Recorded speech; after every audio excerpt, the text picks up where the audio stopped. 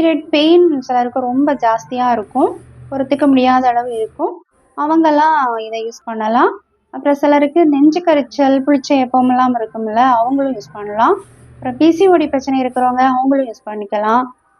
அப்புறம் வெளி உணவு சிலர் எடுத்தாங்கன்னா ஒத்துக்கவே செய்யாது, ஒரு மாதிரி வாமிட்டிங் சென்சேஷன் இருக்கும், ஒத்துக்காமையே இருக்கும். அவங்களும் இதில் உடனே ஒரு ஸ்பூன் வெந்நீரில் கலந்து குடித்தாங்கன்னா அது உடனே சரியாகும். அப்புறம் சிலருக்கு கொலஸ்ட்ரால் ரொம்ப ஜாஸ்தியாக இருக்கிற மாதிரி தெரியும், அவங்களுமே இதை எடுத்துக்கலாம். சிலருக்கு கான்ஸ்டிபேஷன் இருக்கும், அவங்களும் இதை எடுத்துக்கலாம்.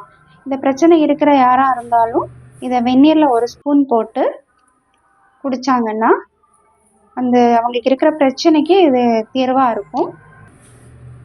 அப்புறம் சாப்பிடும்போது கூட ஒரு சோறு காலையில் நம்ம மதியம் எடுத்துக்கிறப்போ அது கூட ஒரு கவலை சோறில் இந்த பொடியை கலந்து சாப்பிட்டா கூட இது சம்மந்தமாக மேலே சொன்ன பிரச்சனைகள் எல்லாத்துக்குமே தீர்வாக இருக்கும்.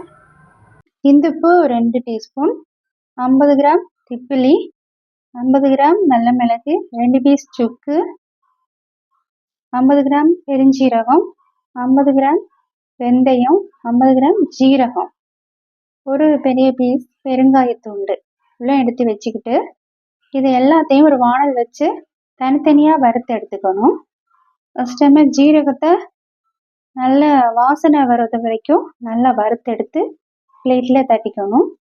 ஓமத்தையும் நல்ல வாசனை வர்றது வரைக்கும் வறுத்தெடுத்து பிளேட்டில் தட்டிக்கணும். அப்புறம் திப்பிலியும் லைட்டாக வறுத்துக்கணும், அதையும் எடுத்து பிளேட்டில் போட்டுக்கணும். நல்ல மிளகு இதையும் லேசாக சூடு ஏறது வரைக்கும் வறுத்து கொட்டிக்கணும்.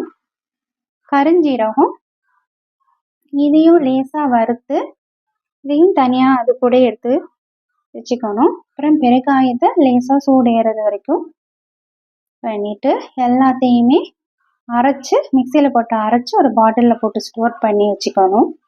டெய்லி ஒரு ஸ்பூன் எடுத்து நாம் குடிக்கலாம்.